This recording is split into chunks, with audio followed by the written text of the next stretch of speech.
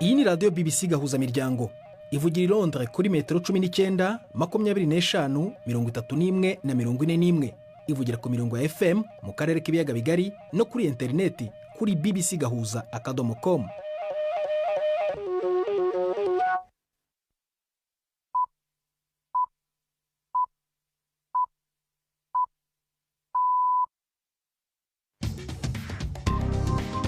Ubu ni saa 10 n'igice ku isaha mpuzamahanga ya GMT, ni saa 12 n'igice ku masaha yo mu Rwanda no mu Burundi. Muri studio muri kumwe na Prudence Ngiyumva. Wewe hoteza amatwi BBC gahuza miryango aho hose ku isi, kaze kuri radio kuri bbcgahuza.com, kuri Facebook live mu buryo bw'amashusho no ku mirongo migufi ya shortwave. Dore ingingo z'ingenzi z'amakuru turambora mu kanya kuri uyu wa kabiri tariki ya 9 z'ukwa 9. Isiraheli yagabye igitero i Doha mu murwa mukuru wa Qatar. Kibasiye ubutegetsi bwo ku rwego rwo hejuru bw'umutwe wa Hamas. Biratekerezwa ko kandi mu mutwe witwaje intwaro ufitanye isano na leta ya Kisilamu muri Repubulika ya Demokarasi ya Kongo wishe abantu barenga 50 mu ntara Kivu y'Amajyaruguru. Icyegeranyo gishya cyahishuye ko ibikorwa bya polisi byihonyora n'uburenganzira bwa kiremwa muntu muri Kenya gibasiye abarenga 1/2 cy'abaturage bose babajijwe bavuga ko bahohotewe n'abapolisi mu myaka 2 ishize. Hari n'ikinamico urunana nk'uko bisanzwe buri wa kabiri.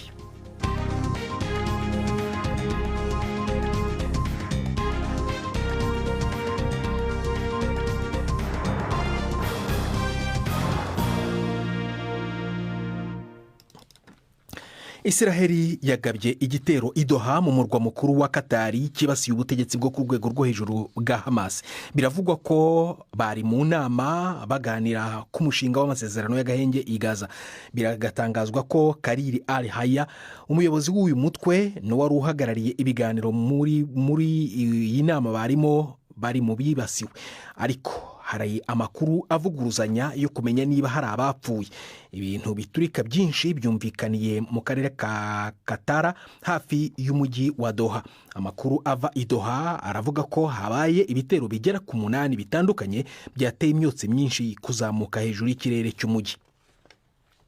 White House, ibiro bya perezida wa Leta Zunze Ubumwe za Amerika byabwiye BBC ko Amerika yabwiwe amakuru y'iki gitero mbere y'uko kigabwa. Ariko mu butumwa, Minisitiri w'Intebe wa Israel Benjamin Netanyahu yashyize ku rubuga nkoranyambaga yatsimbaraye ko iki gitero cyakozwe ku bwigenge bwa Israel.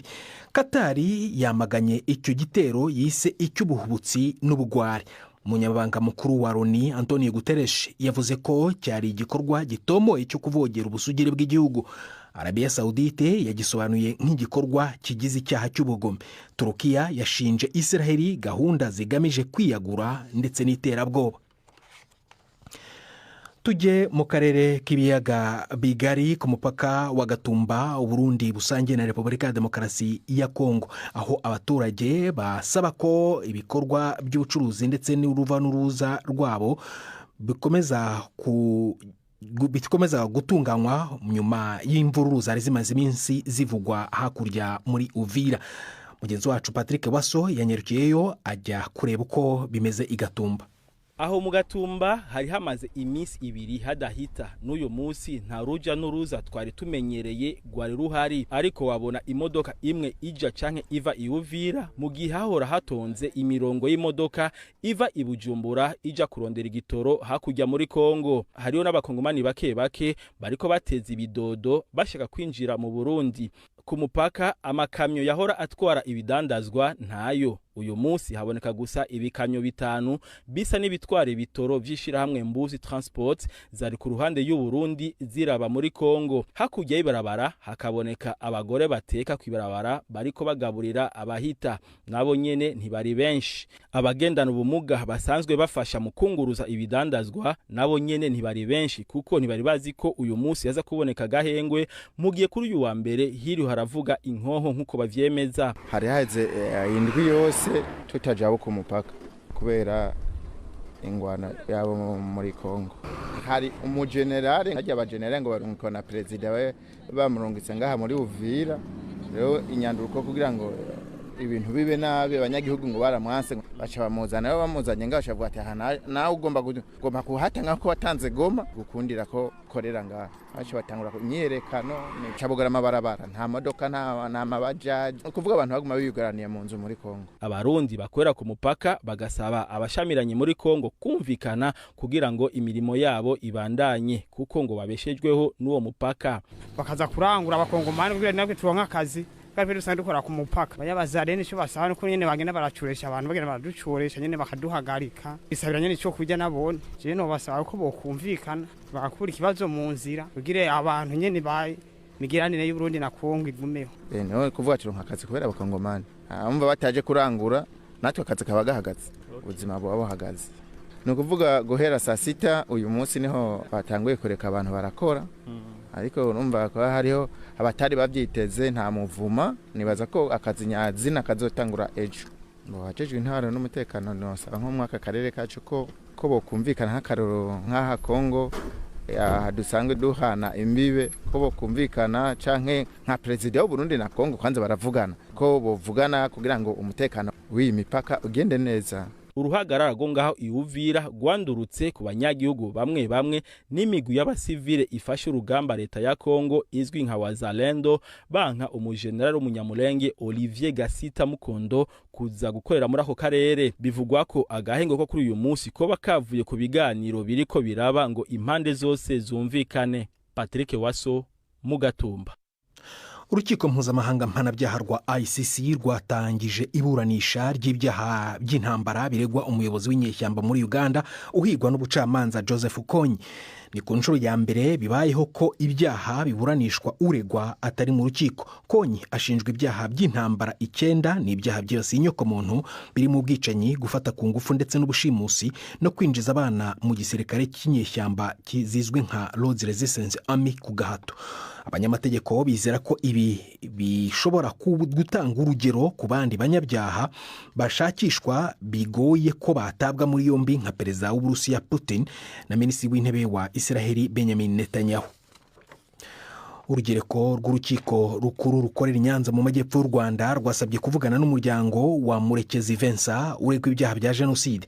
Urukiko rusaba ibi mu rwego rwo gushaka ko yakwishyura abazamwunganira muri urwo rubanza.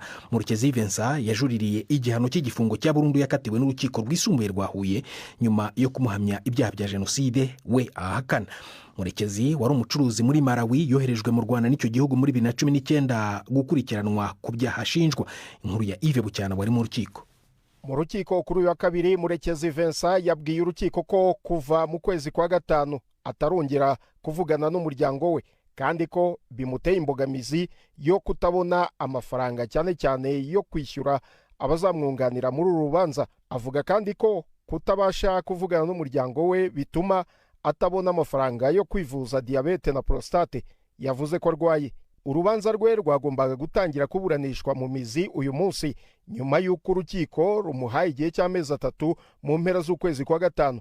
Icyo gihe nabwo yari yasabye urukiko kumuha igihe cyo gushaka abamwunganira. Yavuze ko kuva mu kwezi kwa karindwi yaguze ikarita yo guhamagara muri Malawi aho umuryango uri, ariko kugeza n'ubu ubuyobozi bwa gereza bwari butaramuha uburenganzira. Ubushinjacyaha bwavuze ko ikibazo ari uko Murekezi ashaka kwitwara nk'abakurikiranyweho ibyaha bya jenoside boherejwe n'ibihugu kuburanira mu Rwanda, ngo kandi we binyuranye n'uburyo yoherejwe mu Rwanda n'igihugu cya Malawi muri 2019, bityo ngo agashaka umwanya munini wo kuvugana n'umuryango we n'abandi ngo ashaka aho kuri ubushobozi bwo kwishyura abamwunganira. Ibyo ariko we arabihakana akavuga ko nta bandi bantu akeneye bo kumutera inkunga. Urukiko rwavuze ko rugiye kumufasha icyo kibazo kigakemuka. Rwanzura ko urubanza ruzatangira tariki 10 z'ukwezi kwa 12 uyu mwaka. Vincent Murekezi w'imyaka 63 yari umucuruzi ukomeye mu gihugu cya Malawi yoherejwe mu Rwanda n'icyo gihugu hakurikijwe amasezerano hagati y'ibihugu byombi yo guhererekanya abanyabyaha. Inzego z'ubutabera z'u Rwanda zivuga ko Murekezi icyo gihe yaraje kubanza kurangiza muri gereza yo mu Rwanda igifungo cy'imyaka 4 cyari gishigaje w'imyaka 2 yahawe n'urukiko rwa Malawi ahamijwe ibyaha bya ruswa, ariko ko yanashakishwaga n'u Rwanda kubera uruhara akekwaho muri jenoside. Urukiko rwisumbuye rwa Huye aho akomoka rwari rwamukatiye adahari igifungo cya burundu rumuhamije uruhare rutaziguye mu bwicanyi bwibasiye abatutsi bwahabaye. tujye mu Bufaransa aho minisitiri w'intebe François Bayrou yeguye ku butegetsi. yavuye ku biro bya perezida amaze guhura na perezida Macron. bwana Bayrou yakuweho icyizere n'inteko ishinga amategeko mu ijoro ryashize ku wa mbere nyuma yo kunanirwa kwemeza abadepite gushyigikira ingengo ye y'imari. kwegura kwe gutumye perezida Emmanuel Macron agiye gushaka minisitiri w'intebe wa gatanu mu myaka itageze kuri 2. benshi barashidikanya ariko ko azashobora kubona umusimbura washyigikirwa n'inteko ishinga amategeko. BBC gahuza miryango saa moya zirabura iminota 20 mu Rwanda no mu Burundi. uriyumva no kuri BBC gahuza kadomo.com.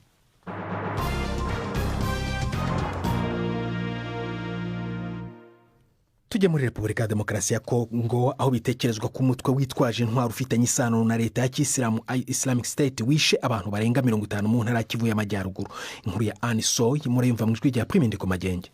umwe mu bavyone yavuga yuko ikigwati cyose catikijwe. imwe mu maradiyo akorera ngaho ivuga ko abapfuye barenga 100. BBC ntiyahinyuje ico gitegiri mu buryo bwigenga. abantu bari bahuriye hamwe kugira bashingure wapfuye mu kigwati ca Ntoyonzi ya Panda Mangojeripa muri Rubero muri Kivu ya ruguru. abo bitwaje ibigwanisho bateye mu ijoro batemaguza benshi mu bo bishe n'imipanga, abandi babaturirira mu mazu. ibitero vya ADF umugwi w'intagondwa wafashe inzira ya Etat Islamique bimaze igihe vyariyongeye. amashuri aharurwa mu mirongo arugaye kubera ubwoba. abahaba nabo baguma bahunga. ingabo za Kongo zifatanije n'iza Uganda zimaze imyaka zigwanya uwo muhari muri iyo ntara yo ku rubibe, ariko uwo numwe gusa mu migwi irenga 100 yitwaje ibigwanisho iyogoza ubwo buseruko bwa Kongo bugwiriyemwo ubutare n'amabuye by'agaciro. uwundi mugwi M23 warigaruriye ibice bitari bike muri iyo ntara ya Kivu ya ruguru ni yepfo mu runo mwaka. ibiganiro bikaba bibandanya muri Qatar mu kugerageza kurondera inyishu. icyegeranyo gishya cyahishuye ibikorwa bya polisi by'ihonyora ry'uburenganzira bwa kiremwamuntu muri Kenya, aho hafi 1/2 cy'abaturage bose babajijwe bavuga ko bafashwe nabi n'abapolisi mu myaka 2 ishize. imiryango iharanira uburenganzira bwa kiremwamuntu iravuga ko ibi bintu byerekana uburyo abanyakenya benshi batotezwa bakanakorerwa urugomo na polisi. inkuru ya Akisa Wandera uri Nairobi mu ijwi rya Yvette Kabatese. inyigo y'umuryango mpuzamahanga uharanira ubutabera ihishura ihohotera rikorwa n'abapolisi mu bice 9 mu bantu barenga 5,700 babajijwe. hafi 2/3 batangaje ko bigeze guhohoterwa, naho abandi benshi babonye aho bikorwa. iryo hohoterwa ryiganjemwo gusabwa ruswa, guhoza ku nkeke no gutabwa muri yombi binyuranije n'amategeko. nubwo icyo kibazo gikomeye, ubwoba no kutizera ubutabera bituma byinshi muri byo bitamenyekana. iyi nyigo ihishura ko hafi 2/3 cy'abakorewe ibyo batigeze bigaragaza, kandi ko bake cyane ari bo bizera ko abapolisi baryozwa ibyo bakoze. icyo cyegeranyo kije mu rwego rwo gushyira ahagaragara impfu z'urubyiruko rwaguye mu myigaragambyo yabaye mu ntangiriro z'uyu mwaka. imiryango irengera ikiremwamuntu ivuga ko nibura abantu 58 biganjemo urubyiruko bishwe. nubwo guverinoma yijeje gukora iperereza, abapolisi bake nibo babiryojwe. Ethiopia yafunguye ku mugaragaro urugigomero rw'amazi runini muri Afurika rutanga amashanyarazi. Minisitiri w'intebe Abiy Ahmed ari kumwe na perezida wa Kenya William Ruto n'uwa Djibouti Ismail Geller bafunguye uru rugomero mbere yo kwatsa ibyuma birutangiza. nyuma abo bategetsi baje gutemberezwa kuri urwo rugomero ruri mu cyanya Kigali rwubatswe ku kiguzi cya miliyari 5 z'amadolari mu myaka 14. muri Ethiopia abaturage bazamuye amabendera mu byishimo mu gihe abategetsi basobanuye ko uyu mushinga ari uw'ishema ry'igihugu. byitezwe ko iyi damu izakuba kabiri urugero rw'amashanyarazi Ethiopia yoherezaga mu bihugu bituranye. ariko Misiri na Sudani bisangiye amazi aturuka ku mugezi wa Nile biratanga impuruza ko urwo rugomero rubangamiye imiyoboro y'amazi yabyo. BBC gahuza miryango saa 12 zirenzeho iminota 44 mu Rwanda no mu Burundi n'umwanya w'ikinamico runana.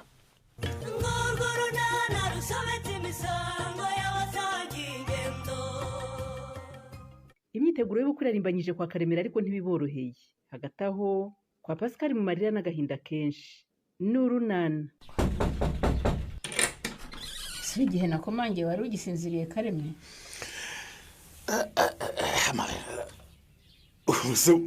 wowe ko wazindutse cyane mama. Ngiye mu misa ya mu gitondo nuko naze kugenda ntamenye ko waraye muri iyi nzu ya wenyine. Ese ugira ngo ntibyantonze? Dore ntaye agatotsi mu gitondo kubera gutekereza cyane mama. Ubukwe buravuna ndabizi mwana wanjye. Ubu noneho ndibaza uko ndi bubigenze bikanshobera mama. Bamwe mu bagombaga kumfasha bibereye kwa Pascal. Ceceka. Naho byari ngombwa ko hajya mwana wanjye. Bari ababyeyi bagize ibyago pe. Ceceka twe bafite abana bato twahiye ubwoba we. Ubundi rero umunsi uratangiye kandi niko igihe kirushaho kuncika cyane mama. Ndacyabura n'ibintu byinshi cyane. Noneho nabari kumfasha uyu munsi nta numwe nabona. Izere Imana mwana wanjye. Sinkubwiye ko ngiye mu misase. Ndagusengera rwose umubyeyi Bikira Mariya agutakambire ku mwana we bigende neza. Gusenga ndabyemera. Ariko niye ko n'ikibazo cy'amafaranga. Allo? Allo? Uko nakumva neza nori? Kareme rero hano ntibyoroshye pe. Ibiki bitoroshye se kandi? Nahasanze ibibazo byinshi cyane kandi bakimbona batekereje ko ari ngira ubibakemurire. Ubwo niba hari icyo ushobora kubafasha urabafasha. Ndabafasha iki se ko nageze nta faranga na rimwe nsigaranye Kareme kandi byose bisaba amafaranga. Ye? Ngo amafaranga nori? Seri urebye ukuntu hano iwacu bagufata watangara. Bamfata bate? Nk'umuntu w'umukire cyane. Hari nayo mpamvu nyine hari ibintu birengagije gutegura batekereza ko twe tuzabikora. Ko simbyumva neza nori? Nyine nge ndabizi ko ubushobozi bwacu bungana ariko nyine wareba ukunyohereza amafaranga make Kareme nkagira ibintu nkemura by'ibanze umuntu atakwihorera gutyo. Ni wowe usaba amafaranga kuko Honori? Ni wowe usaba amafaranga uzi neza n'ukuntu wasize hano bimeze? Haraho nguhisha koko? Anosia, nubwo tuvuye aha ariko ndibaza uko ndi bubigenze bikanshobera. Gute se? Numvaga ntagomba kubura mu gutabara kwa Pascal. Kandi uyu munsi ni umunsi wa mbere wo gutangira amahugurwa ku bidukikije. None se uratekereza gusiba amahugurwa Rufo? Oya kwese byo nikosa ntakora. Ariko ndi gutekereza nti wageze hagati nkaza gusaba uruhushya nkaza gutabara. Hari ikibazo? Rufonse rero ngiye ntabwo ari uko mbyumva. Urabyumva ute? Uramutse usabye urwo ruhushya ukavuga ngo nyuma ya saa sita nturi bwitabira amahugurwa hari ubumenyi bushobora kugucika pe. Birumvikana ko hari amasomo yancika byo. Ubwo bumenyi wari ugize amahirwe yo kuvoma muri ayo mahugurwa rero bibuka ko uzayakenera Rufo. Mva nose yatanawera. Ubwo se urumva ari nge utabizi koko? Ntawamenya impamvu bahisemo abayobozi nkamwe ngo mujye muri ayo mahugurwa. Hashobora kugira gutya hakaza umushinga wa leta utanga akazi gasaba ubwo bumenyi bakagaha mwebwe. Yerute kunguka ubumenyi kubirebana n'ibidukikije ahubwo ni ingenzi mu buzima bwa buri munsi. Nta n'ubumenyi bubura icyo bumarira umuntu. Gutabara abaturanyi ni ngombwa. Ariko ndahari rwose. Ndaguhagarara kandi ndahagarara neza. Nuko numvaga nshaka no kuhaboneka mu gushyingura. Ariko Nosia, ndakumva. Wa mugana ubwo hari nanjye ndahari. Gusa ubwo nuko uzashaka umunsi umwe ari nka nimugoroba nkareba ukuntu najya gusura kwa Pascal. Nibyo rwose.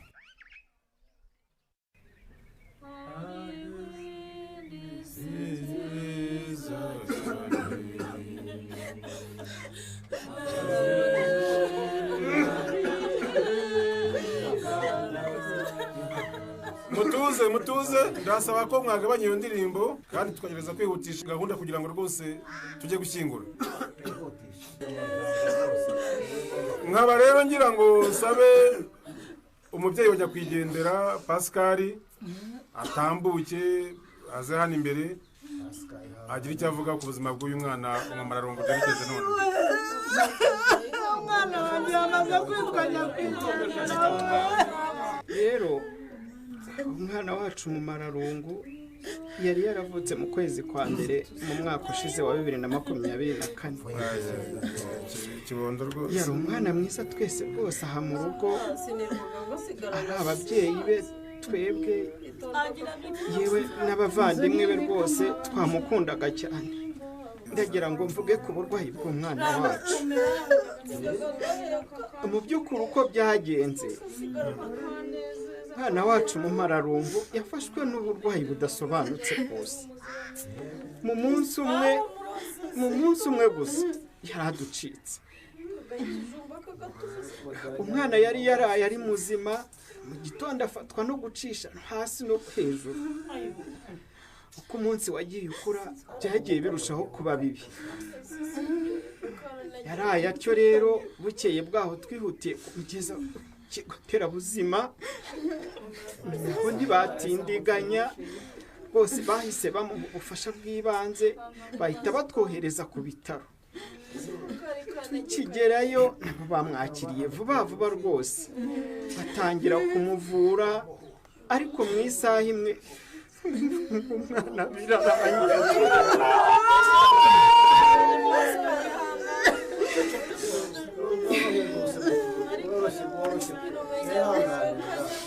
Bagenzi banjye, namwe mwumva urwo rupfu rw'amarabira rudasobanutse, tukaba tubuze umwana wacu mu manzaganya. Mubimenye ko mu bantu rwose, abantu mu bandi ni babi cyane. We bicaye hirya no hino ngo bisasire Pasika, umwana wacu baramutuvukije, baramuhitanye kandi ntawe uyoberwa umwibye, ahubwo ayoberwa hamuhishe. Kandi sinshobora gukomeza guhishira umugome, kuko iyo umuhishiriye kumaraho urubyaro njye ndamuvuga amazi. Ndabizi rwose ufite agahinda, si ngombwa kuvuga amagambo menshi ngo hato twiteranye n'abantu. Nubwo ibyo uvuga ari byo, ni ukuri. Twinginze ihangane mugore wanjye. Warese nkamuvuga ariko uramutinya bw'igihugu.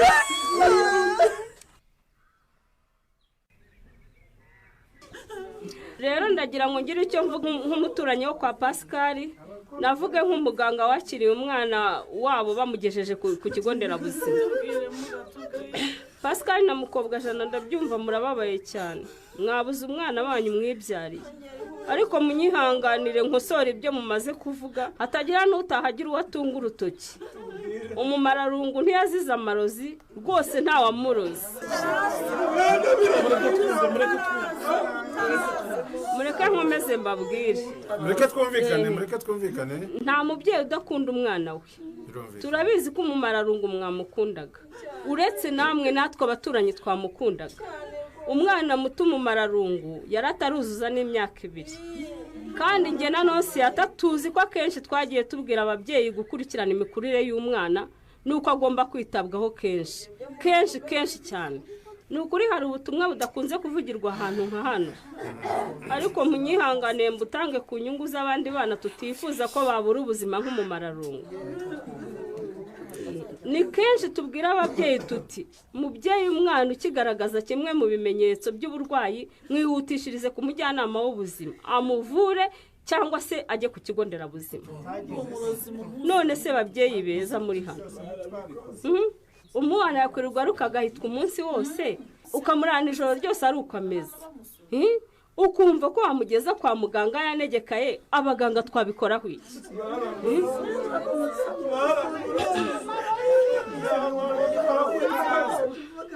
Ntago mvuga byinshi, kwari ukumara abantu impungenge ngo hatagira utaha avuga ngo umwana wo kwa Pascal yararozwe.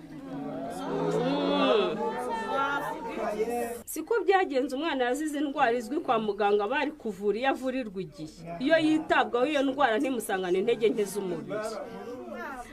Nta birenze navuga, mukomeze kwihangana. Kandi babyeyi, ndabasabye nitubagira inama yo kwita ku buzima bw'abana banyu, nko kwita ku mirire yabo n'isuku, mujye mwumvira. Uvuze ngo iki Karime?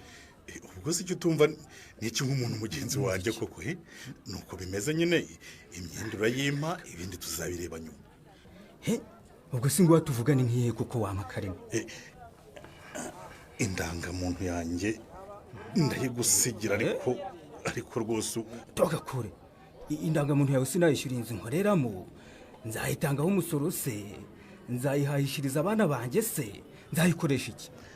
Kwari ukuyisigarana gusa, amafaranga yaboneka hareke imiteta aho ngaho Karime, nyishyura nk'uko twabyumvikanye rwose. Twarumvikanye rwose kandi nzakwishyura pe, ariko mfasha ubukwe bwanjye rwose bugende. Ariko se waje hano uje gusaba ubufasha cyangwa waje nk'ikiraka cyo kudodesha imyenda uzambara mu bukwe bwawe? Naguhaye ikiraka ngo hana amafaranga make yanari mfite, n'andi nagombaga kuyaguha nuko byabaye ngombwa ko mbana makeya rwose. Ikindi ndemera kugusigira irangamuntu yanjye nayaguha ukayinsubiza. nakubwiye ko iyo ndangamuntu ntacyo yamfashe mu byo nkeneye gukemura rwose. hamana indangamuntu yawe unyishyura amafaranga yanjye. ariko uzi ko uburyo uri umugome kuko wa mugabo we ndakubwira ibibazo mfite aho kumfasha ugakomeza kuvuga amafaranga ubu se nyakwimenya afite jewe kuki washyira amafaranga imbere koko ubwo nubuhahara nubunabi ni ibintu bibi cyane rwose. nta soni urampimba amazina hejuru yo kudashaka kunyishyura amafaranga yanjye Kareme. fasha icyo gikapu cyawe cy'imyenda hasi uhita ugenda. mwiriwe yemwe haba hano mwiriwe bimeze bite ko se mbasuhuza nkabona nta n'umwe wikiriza ra. Tere rwose gerageza kunyumva wumve ko ibyambayeho nawe byakubaho. ntibiki ariko Kareme ko nsanze mwembi mwarakaye ukaba winginga kandi narinje gufata umukenyero wanjye. umukenyero se urabona kuba imyenda yanjye yose nyisubiranye. ntabwo wabinkura rwose ubukwe burayi buri butahe ntiwabinkura rwose. ko wari uzi neza ko nta mafaranga ufite Karemera kuki utaje hano ngo uhitemo imyenda ihendutse ko yari hari nayo koko. umugore wawe yaraje azana n'abazamwambarira aragorana ahitamo ibihenze rwose. bamwe banantegeka kubadodeshereza ibigezweho ugeze hano nawe n'abasore nuko byagenze. none ko wari uzi ko umufuka wawe uhagaze kuki utakoresha ibihwanye n'ubushobozi bwawe. uramfasha icyo kubona byankomeranye mama.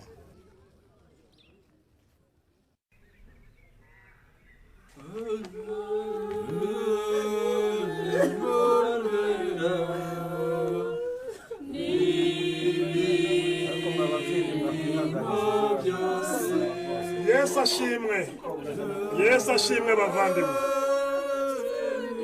icyo nabahamiriza ntashidikanya umumararungu tutakiri kumwe nawe hano kuri iyi si. yego mwizere ko ubu duherekeje umubiri we ariko hari ari heza ari mu ijuru imbere y'Imana. abana ntimwihebe babyeyi mwese muri hano rero mubimenye Imana iratanga ikanisubiza. iguhaye umwana ntubuze igihe azagendera. gerageza ukunda umwana wawe umwiteho umubonere ibikenewe byose agukeneyeho kugira ngo akure neza. umwana narwara wihutire kumuvuza nturindire ko aremba. mushakira ibituma akura neza nk'uko ba devota n'abajyanama b'ubuzima bahora babidukangurira. nanjye nka mwarimu mbibutse ko kwiga biri mu by'ingenzi umwana akenera kandi ari uburenganzira bwe. noneho ba basore bashinzwe guterura isanduku bayizana tugasenga tugashyingura hanyuma tugataha. mwigire hino oya mwimujyana umumararungu wacu mu mwobo. mushyira muri tuzongera kumubona we. papa wawe mujije ntibamutware hariya hantu kari hafi bitujyanira umumararungu wacu. umumararungu avukijwe ubuzima n'uburangare bw'ababyeyi be. kwa Pascal se bafashe izihe ngamba nyuma y'izi nama bagiriwe? naho mu kiganiro urunana cy'ubutaha. ikinamico urunana mwitegurirwa n'umuryango Urunana Development Communication mukayikurikira kuri radiyo BBC kuwa 2 no kuwa 4 saa 12:45 z'umugoroba. ikinamico urunana kandi mwayikurikira kuri YouTube. kuyigeraho andika ijambo ikinamico urunana official maze utange n'ibitekerezo. uramutse ufite ikibazo cyangwa igitekerezo kandi wifuza kutugezaho watwohereza ubutumwa bugufi bwanditse kuri telefone igendanwa 0783 18 10 64. mushobora kandi kunyuza ubutumwa kuri paji yacu ya Facebook. kwigeraho no kwandika ijambo urunana. dusubikiye ikiganiro urunana cy'uyu munsi naho butaha.